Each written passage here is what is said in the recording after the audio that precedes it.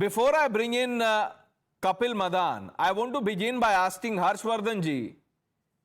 हर्षवर्धन जी, ये हो क्या रहा है? अब कांग्रेस को समझ नहीं आ रहा है कि हम सेक्युलर है, कम्युनल है। बीजेपी कह रही है कि देखिए आप अपीजमेंट कर रहे हैं, वहां ओवैसी बोल रहे हैं कि कांग्रेस का जो मास्क था, सेक्युलर मास्क, वो गिर गया। क्या होगा अब? मुझे लगता है कि ये एक ऐसा मसला है जिस पर हम लोगों को हिंदू मुसलमान से अलग हटकर जरा बात करनी चाहिए। ये नेता लोगों को तो कोई और काम है नहीं, गलत काम होगा, अवैध कब्जे होंगे, धर्म के नाम पर कहीं पर लोगों को बसाया जाएगा, कहीं की डेमोग्राफी बदलकर वहां पर तनाव पैदा किया जाएगा। और ये जो कुछ हो रहा है, ये तो बाकायदा सरकार के मंत्री कह रहे हैं कि अवैध कब्जा है। अब यहां सवाल यह भी खड़ा होता है, और इसमें ऐसा नहीं है कि सिर्फ कांग्रेस पर सवाल है, इस पर भारतीय जनता पार्टी पर भी सवाल आएगा कि इसके पहले उनकी सरकार थी तो यह अवैध कब्जा कैसे इतना आगे बढ़ा। और इस सरकार में मुख्यमंत्री रहते हुए सुखविंदर सिंह सुक्खू, उनका बयान आप देखिए, विक्रमादित्य सिंह का बयान देखिए, और जो उनके एक और मंत्री हैं अनिरुद्ध, उनका बयान देखिए, तो लगता है कि जैसे सरकार कुछ अलग अलग धरातल पर चल रही है। और उसके पीछे वजह यही, ये जो so called secular vote bank है। अब राहुल गांधी और उनकी पार्टी को जिस तरह से कर्नाटक और तेलंगाना में एक सफलता मिली, जिस तरह से लोकसभा चुनावों में एक सफलता मिली, उनको शायद डर लगता है, क्योंकि हिमाचल प्रदेश में कोई मुस्लिम वोट बैंक का मसला नहीं, लेकिन उत्तराखंड और हिमाचल, ये दोनों पहाड़ी राज्य जो बेहद शांत राज्य थे, जहां पर मुस्लिम आबादी ना के बराबर थी। और मैं बार बार एक जिक्र करता हूं कि 2003-4 में मैं देहरादून में था, वहां के एक अखबार में काम करता था। तो 2004 के लोकसभा चुनाव में यह हुआ कि मुसलमानों का क्या प्रभाव होगा, जरा उस पर स्टोरी करें। तो वहां की जो सबसे बड़ी मस्जिद थी देहरादून में गया, मौलाना साहब ने कहा हमसे क्या पूछ रहे हो, हमारा तो कोई लेना देना नहीं है, हम तो बड़ी मुश्किल से यहां कुछ लोग हैं। और अब आप सोचिए कि 1000 से ज्यादा मजारों को बार बार चर्चा हुई, विधानसभा में चर्चा हुई, और उसमें कुछ मजारें ऐसी निकली जिसमें कोई था ही नहीं, यानी मजार थी, मजार में कोई नहीं था। तो मुझे लगता है कि धर्म के नाम पर जो खिलवाड़ हो रहा है, मुस्लिम धर्म के नाम पे, इस्लाम के नाम पे जो खिलवाड़ हो रहा है, इसकी बात की जानी चाहिए। यह मसला हिंदू मुसलमान का नहीं है, यह मसला देश में सेकुलर सिविल कोड नहीं होने का है, इसकी बात होनी चाहिए। अभी हम गुरु प्रकाश से पूछेंगे जो सवाल आपने कहा कि ये एक दिन में तो बन नहीं गई ये जो इमारत है, ये क्या कर रहे थे? क्या ये वक्फ रिफॉर्म बिल का संसद में आने का इंतजार कर रहे थे जब इनकी सरकार थी?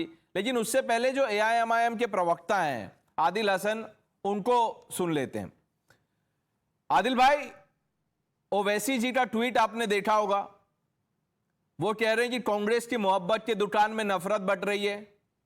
सवाल यह है, और हर्षवर्धन जी ने बिल्कुल उसको साफ तौर से बोल दिया कि अगर कुछ इलीगल है तो इसमें धर्म कहां से आ जाता है? अगर मोस्ट इलीगल है तो है। ये इस्लाम का कंसेप्ट है कि कोई भी मस्जिद कभी भी इलीगल जगह पे नहीं बन सकती है। ये एकदम बेसिक इस्लाम का स्ट्रक्चर में लिखा है कि किसी भी इलीगल जगह पे आप नहीं बना सकते। और ये मस्जिद 1947 से पहले की बनी हुई है। और अगर ये बात जो कांग्रेस की जो मोहब्बत की दुकान की सच्चाई ये है, ये रहीमुल ईदुल को छत्तीसगढ़ में मारा जाता है, भूपेश बघेल नहीं जाते हैं, साहू जी के यहाँ 10 लाख रुपया देते हैं, नौकरी देते हैं। अभी देखिए नीतीश राणे 1.5 फुट का है, वो उल्टा सीधा बोलता है कल कांग्रेसी की औलाद था। नारायण राणे ही मुसलमानों के दर पे भीख मांगते थे वोट का। जा के जब बाल ठाकरे ने कान पकड़ के निकाला था तो भीख मांगता था मुसलमानों के दरवाजे। उसके बेटे को देखिए कांग्रेस ने एमपी बनाया था। आज देखिए कल जरूरत थी, मुसलमान के दरवाजे भीख बाप बेटा दोनों मांग रहे थे। आज देखिए जहर उगल रहा है, कांग्रेस का कोई लीडर ऑपोजिशन नहीं गया, कांग्रेस के कोई पृथ्वीराज चौहान नहीं गए, कांग्रेस के कोई देशमुख साहब नहीं गए, क्योंकि कांग्रेस को लगता है कि यहाँ का नहीं। और हिमाचल की जहां तक बात है, अगर ये इलीगल स्ट्रक्चर है तो हर्षवर्धन साहब जो सेक्युलर कोर्ट की बात कर रहे हैं और भाजपा उससे बोलेगी तो हैदराबाद चार मीनार से लेकर पटना के बोरिंग रोड से लेकर पटना के बेली रोड का चौक से लेकर हम पूरे भारत दर्शन मैंने किया है। अगर इलीगल स्ट्रक्चर की बात आएगी तो कौन कब से ज्यादा रहेगा, कौन सबसे ज्यादा है, ये आपको भी पता है, सबको, देश को भी पता है। लेकिन देश सौहार्दपूर्ण और संविधान से चलेगा। बता दीजिए क्या बोलना चाह रहे हैं, क्या बोलना चाह रहे हैं? हजारों इलीगल दूसरे कम्युनिटी का इलीगल, हजारों नहीं, अगर एक बात बताइए आदिल हसन, हजारों ये टारगेट कर रहे हैं।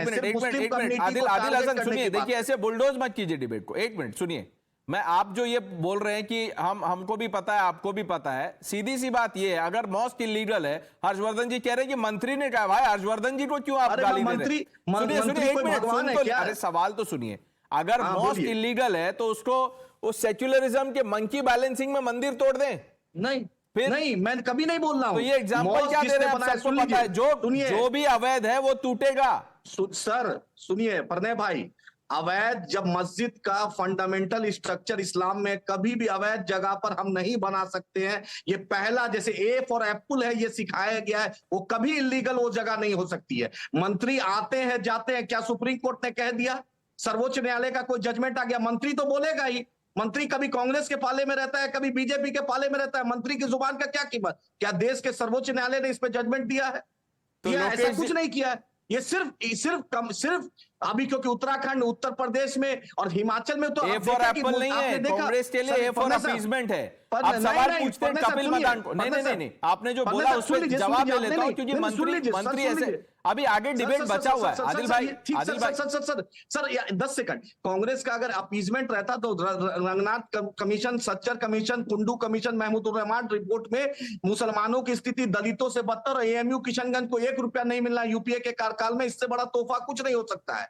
कांग्रेस ने कुछ नहीं दिया है सिवाय लॉलीपॉप अब आप के। देखिए ये आदिल हमारी भाई, भूल मैं है। आपको अब अच्छा, अगर इतनी दिक्कत है आपको कांग्रेस से, हर्षवर्धन जी ये तो महाराष्ट्र में हाथ मिलाने के लिए तैयार है, इसलिए, एमडीए से क्योंकि जानते ये हैं, बोल रहे हैं इसलिए बीजेपी मिलाना को बाहर चाहते हैं, रखने पीछे के लिए वजह हम है। कांग्रेस के साथ हाथ मिलाएंगे। तो देखिए अब आप एक्सपोज हो रहे मुसलमानों हैं, से नफरत फैलाना बीजेपी का यूएसपी है। तो उसके लिए आप कांग्रेस को सपोर्ट करेंगे और फिर डिबेट में आके बोलेंगे कि कांग्रेस ये कर रही है। लेसर इवल बोलेंगे, या अपोजिशन अखिलेश यादव भी बोलते हैं, लालू जी भी बोलते हैं, जहां पर डिफरेंस ऑफ ओपिनियन है बोलेंगे। हर्षवर्धन जी, ये बीजेपी का कौन सा नफरत difference को of opinion है? रोकने के लिए हम जाएंगे।